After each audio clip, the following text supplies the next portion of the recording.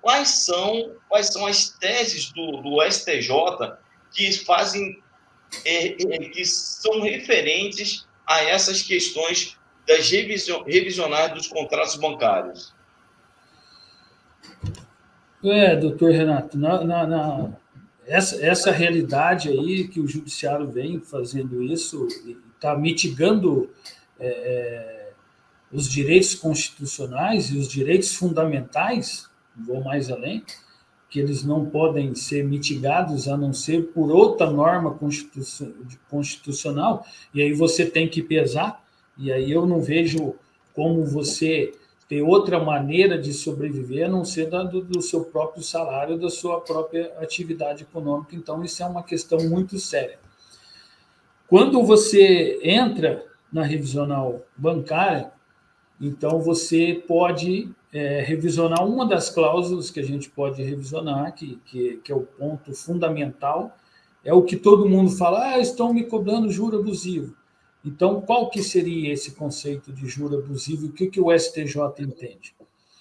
Na realidade, se nós formos analisar sucintamente essa questão, o STJ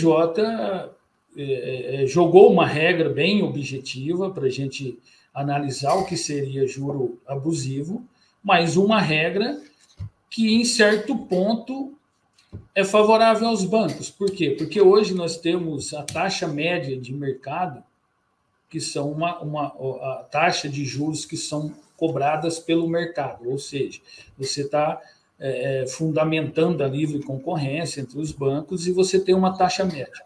Então, você, pelo site do Banco Central, você vai lá, você baixa essa taxa média de mercado e você vai descobrir qual que era a taxa média de mercado naquele momento que você assinou o contrato junto com o banco, né? Então, esse seria o parâmetro. O STJ entende que esse é o parâmetro, é você pegar a taxa média de mercado e você fazer um acréscimo da taxa média de mercado que seja razoável, que seja módico, que não desequilibre tanto essa relação com relação ao cobrança de juros remuneratórios. O meu entendimento e o entendimento também do STJ nesse sentido, quando você pega o julgado em sede de recurso repetitivo, é que você pegar a taxa média de mercado e acrescentar 10%, esse seria o módico, seria o razoável para o banco acrescentar. Acima disso, seria considerado juros abusivos. Então, essa é a tese que o STJ tem. Claro que os bancos, quando fazem a leitura do mesmo julgado, diz que não, que ela não falou isso, que ela falou que foi falado em 30%, em 70%, em 150%. Mas aí nós estamos falando nós estamos falando até de leitura, de interpretação literal, de interpretação de português, que 70% acima da taxa média de mercado, que já é uma média feita pelos próprios bancos, ou seja, nós não participamos, nós, os simples mortais, ficamos só observando o que eles estão cobrando, 70% acima de uma taxa que é fixada por eles mesmos. Não seria nada módico, não seria razoável, não seria proporcional, né? Então, nós temos essa ideia de que o razoável seria taxa média de mercado mais 10%. Então, é um requisito objetivo que nos ajuda muito nessa interpretação.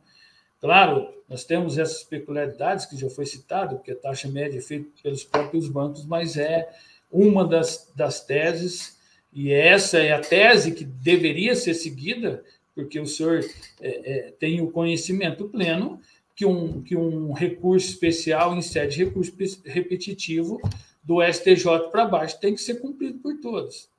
Mas temos as peculiaridades da advocacia, o senhor sabe muito bem disso, e temos também juízes que não têm o conhecimento aprofundado da matéria, que faz uma leitura qualquer e aí ele tira do subjetivo, então uma regra que era objetiva passa a ser subjetiva, porque ele fala assim, ele pensa na cabeça dele, não, mas você fez o contrato com o banco, você aceitou os juros, então taxa média mais 50% tá bom, taxa média mais 100% tá bom, não é...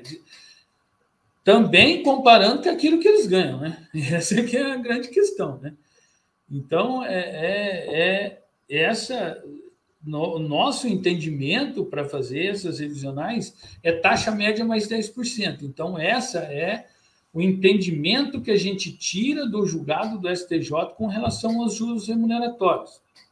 Eu tenho aqui no escritório, doutor Elton, clientes que pegaram R$5.000 no cartão, né? Cartão de crédito, pegaram R$5.000 emprestado no cartão de crédito, já pagaram R$17.000 e estão devendo R$15.000. Isso é algo razoável, né? Tem algum conceito de razoabilidade dentro desse exemplo que o senhor está dando? Nenhum, né? Não tem um exemplo nenhum. E aí a gente está brincando aqui, né? Entrando com ação revisional, entrando com a ação de esclarecimento, né? Pedido de documentos, né? Que provem quais os juros que estão sendo aplicados nessa dívida. E muitos juízes ainda entendem que deve ser aplicado, como o doutor mesmo falou, o princípio do pacta sunt servanda, ou seja, vale o acordo, o contrato estipulado entre as partes, né? Maiores e capazes. Isso, e o senhor vê que nós temos a súmula 286 do STJ, que é clara, que afasta a pacta sunt servanda, que nesse campo, vamos dizer, revisional, é um pensamento retrógrado que não se choca em nenhum ponto com o que estão pensando os tribunais superiores, ainda que eu entendo, e nós discutimos sobre isso por várias vezes, que o STJ não poderia nem estar julgando essas cláusulas bancárias, porque a Constituição Federal assim não permite, né? Porque o STJ ele tem competência exclusiva para julgar lei federal e tratado. E cláusula contratual não entra dentro do conceito de lei federal e muito menos de tratado, né? Então já há algo peculiar aí dentro